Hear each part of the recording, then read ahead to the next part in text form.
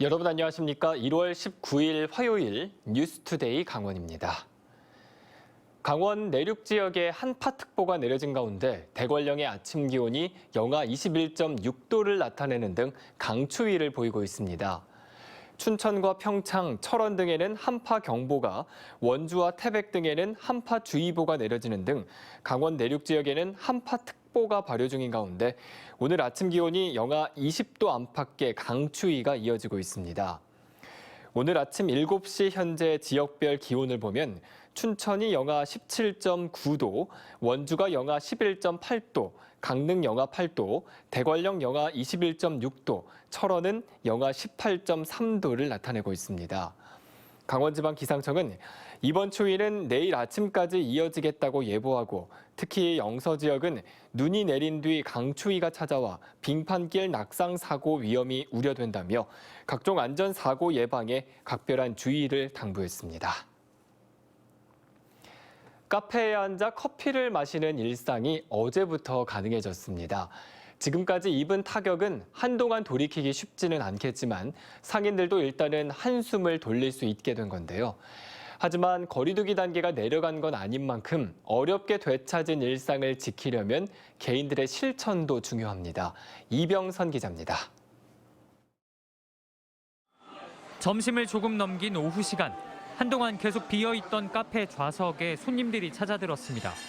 빵 종류를 직접 만들어 팔았고 가게가 넓다 보니 매장 내 영업이 안 되는 기간 동안 타격도 컸던 곳입니다.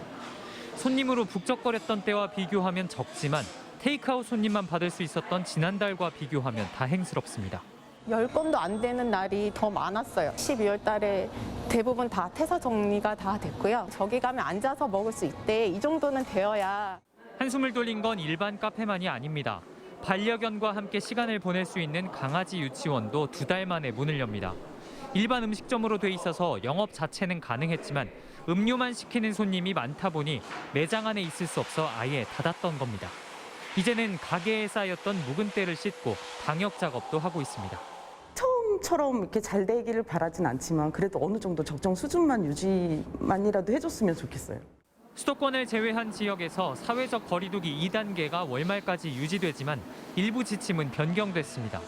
카페 안에 손님을 받을 수 있게 됐고 주민센터의 문화 프로그램도 다시 문을 열게 됐습니다. 교회 등 종교시설에서도 좌석수의 20% 안에서 대면 예배가 가능해졌습니다. 핀셋 방역이 일부 업종에만 집중되면서 불공평하게 적용됐다는 비판을 정부가 수용한 겁니다. 다만 섣부르게 거리두기가 완화된 걸로 이해해서는 안 된다고 방역당국은 경고했습니다. 어려운 상황에 있는 민생의 절박함 때문에 조정한 조치입니다. 5인 이상의 사적 모임 금지 등의 방역수칙 준수는 여전히 중요합니다. 어렵게 되찾아가고 있는 일상인 만큼 방역수칙을 철저하게 준수해달라고 방역당국은 재차 강조했습니다. MBC 뉴스 이병선입니다. 오는 2025년 폐광지역 지원 특별법 시한 종료를 앞두고 폐광지역에서는 벌써 우려의 목소리가 큽니다. 이 폐특법이 효력을 잃으면 폐광지역 경제가 크게 휘청이기 때문인데 실제로 치명적인 악영향을 미칠 것이라는 연구 결과가 나와 관심이 쏠리고 있습니다. 조규환 기자가 취재했습니다. 지난 1995년 폐특법이 생길 당시 도내 폐광지역 4개 시군 인구는 26만 9천여 명. 25년이 지난 지금은 18만 7천여 명으로 8만 명가량 줄었습니다. 폐특법이 만들어지면서 국내 유일의 내국인 카지노인 강원랜드가 생기고 폐특법 시한이 2번 연장돼 인구 감소 추세를 꺾는 데에 기여했지만 이제 그 영향력은 점점 줄어들고 있습니다. 인구 감소 억제 효과가 1차 연장보다 2차 연장 때 더 약해졌고 지속 시간도 훨씬 짧아졌습니다. 폐특법 시한 연장이 인구 변동에 미치는 영향력이 점차 감소한다는 걸 보여주는 것이기 때문에 이런 상황에서 폐특법 시한이 종료된다면 폐광지역 경제는 더 크게 흔들릴 수밖에 없다는 얘기입니다. 실제로 정선지역 사회연구소와 전문가 3명이 정선군의 의뢰를 받아 폐특법 시한 종료로 인한 경제적 영향을 연구한 결과 내국인 카지노 운영이 중단되면 강원랜드 직원 수가 지금의 10% 수준인 350명 정도로 줄어드는 등 일자리가 5천 개가량 사라질 것으로 예측됐습니다. 세금과 기금 손실은 연간 6,500억 원을 넘고 이로 인한 생산 유발 효과도 1조 2천억 원가량 없어질 것으로 예상됐습니다. 강원도와 전국 폐강 지역 7개 시군은 경제적 부가가치와 고용 등 다방면으로 치명타를 입을 것으로 보입니다. 폐광지역법의 기반 위에서 여러 가지 미래를 재구성하는 작업이 필요하기 때문에 이 기반을 허물면 모든 게 안 된다는 거죠. 한편 폐특법 적용 시한을 없애고 강원랜드 폐광기금 납부율을 높이는 내용의 폐특법 개정안이 현재 국회에 발의돼 있는데 폐광 지역은 다음 달 임시국회에서 처리해 주기를 강하게 요구하고 있습니다. MBC 뉴스 조규환입니다. 코로나와 함께 살아가야 하는 시대. 이 위기를 기회로 만들기 위해 각 분야의 변화가 필요한 시점인데요. 이 지역 경제에서 큰 부분을 차지하는 강원 관광의 경우 코로나로 직격탄을 맞았지만 언택트 수요가 늘어나면서 새로운 방향 설정이 필요해지고 있습니다. 허주희 기자의 보도입니다.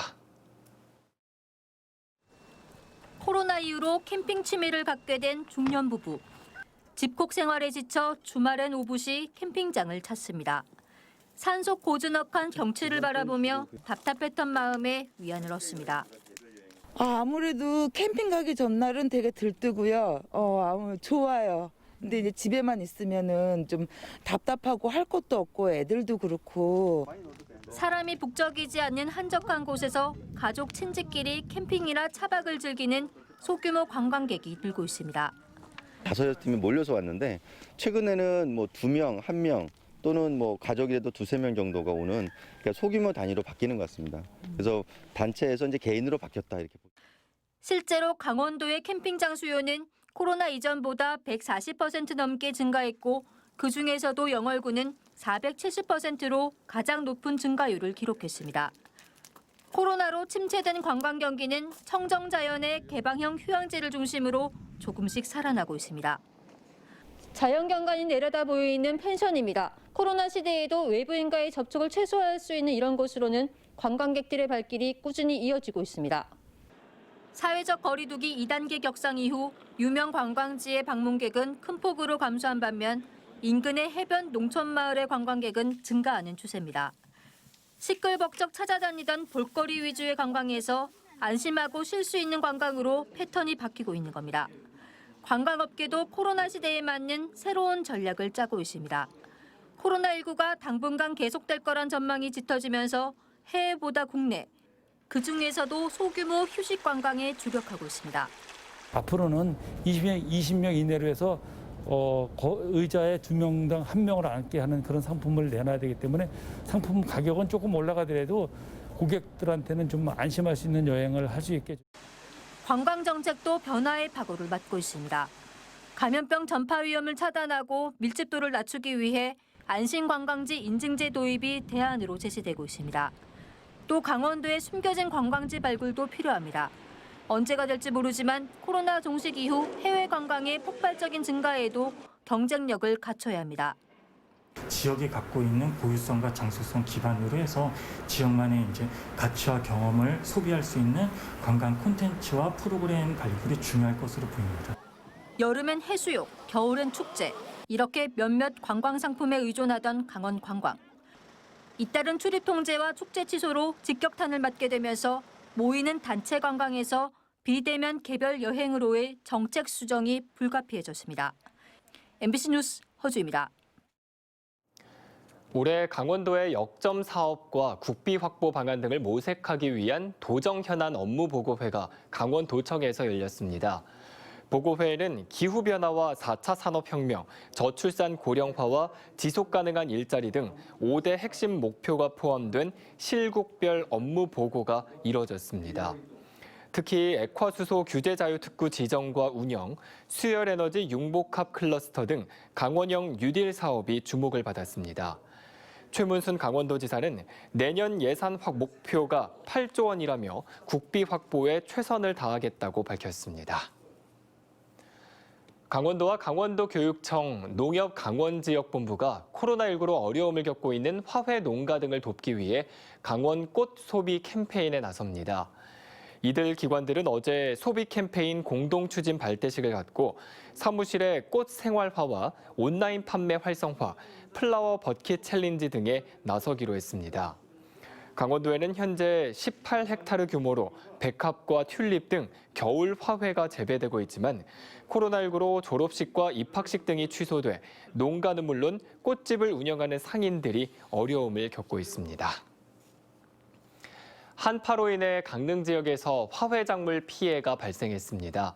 강릉시 농업기술센터에 따르면 지난 7일부터 10일까지 연곡면과 주문진 읍 등 화훼농가 6곳이 한파로 정전이 되면서 난방기가 작동이 안 돼 0.6헥타르에 걸쳐 국화와 백합 등의 작물 피해를 본 것으로 나타났습니다. 농업기술센터는 화훼 농가들의 피해 작물 제거와 조기 꽃 수확을 당부하는 한편 피해 발생 시 신속하게 신고해달라고 요청했습니다. 삼척시는 코로나19 방역을 강화하기 위해 인근 동해와 강릉에서 출퇴근하는 직원들에게 다시 재택근무 명령을 내렸습니다. 또 다른 관공사와 사회단체에도 같은 조치를 해달라고 협조를 요청하고 시민들에게는 인근 지역 방문을 최대한 자제해달라고 당부했습니다. 이 같은 조치는 인근 지역에서 출퇴근하는 공직자가 지난 주말 코로나19 확진 판정을 받은 데 따른 겁니다. 원주 북부권과 남부권에 각각 화물자동차 공영차고지 조성이 가시화됐습니다. 원주시는 2018년 타당성 조사에서 1, 2순위에 오른 원주 나들목과 흥업 119 안전센터 인근 부지에 각각 북부권과 남부권 화물차 공영차고지를 만들기로 결정했다고 밝혔습니다. 북부권은 민간 사업자가 부지를 제공하고 원주시는 주차장을 조성하며 남부권은 부지 매입 등 사업비 83억 원을 들여 차량 170여 대를 주차할 수 있는 차고지를 조성한다는 계획입니다. MBC가 보도한 경찰 간부 비위 사건과 관련해 경찰청이 해당 간부들에게 각각 감봉 1개월의 징계를 내렸습니다. 지난 9월 광역수사대가 영월에서 숙박 접대를 받았다는 보도와 관련해 당시 광역수사대장 이모 경정이 감봉 1개월의 징계를 받았습니다. 또 지난 10월 평창경찰서의 간부가 관용차를 사적으로 사용했다는 보도의 당사자도 감봉 1개월 징계를 받았습니다. 강원경찰청은 경찰청 징계 이후 광역수사대장은 범죄 첩보 수집 팀장으로 그리고 평창경찰서 간부는 경묵과 대기 발령으로 각각 인사 조치했습니다.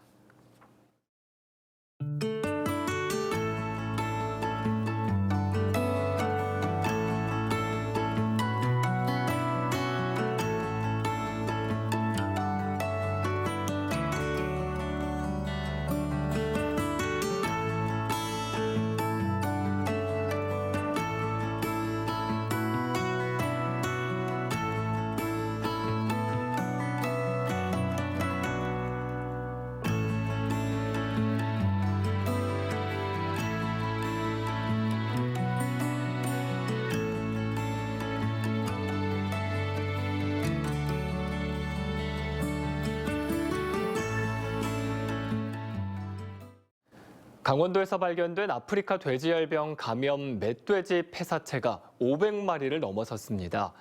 강원도에 따르면 최근 춘천과 화천, 양구에서 모두 6마리의 ASF 감염 멧돼지 폐사체가 발견돼 강원도 전체 발견 건수는 501건에 이르고 있습니다. 특히 화천에서 348마리가 발견돼 가장 많았고 인제 42마리, 양구 36마리 순이었습니다. 강원도는 최근 감염 멧돼지 폐사체가 영월과 양양에서까지 발견되자 농장 안팎에 울타리 설치를 도내 남부 지역까지 확대했습니다. 정의당 강원도당이 산업 현장에서 중대재해를 예방하지 못하는 중대재해법의 개정이 시급하다고 밝혔습니다.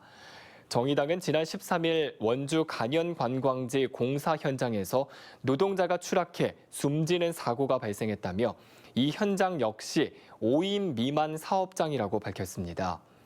또 강원도의 전체 사업장 중 5인 미만 사업장이 83%로 압도적이라며 법이 시행되더라도 도내 노동자 대부분은 이 법의 보호를 받지 못한다고 덧붙였습니다. 전국시도교육감협의회가 중대재해처벌 등에 관한 법률 시행령 제정 시 학교장 제외 촉구 결의문을 의결했습니다. 교육감협의회는 지난 8일 국회를 통과한 중대산업재해에 학교가 사업장으로 포함되고 적용 대상에 학교장 포함 여부를 두고 큰 논란이 있어 왔다며 중대재해법 시행령 제정 시 교육시설법에 적용을 받고 있는 학교장을 제외해 줄 것을 촉구했습니다. 이상으로 뉴스투데이 강원을 마칩니다. 고맙습니다.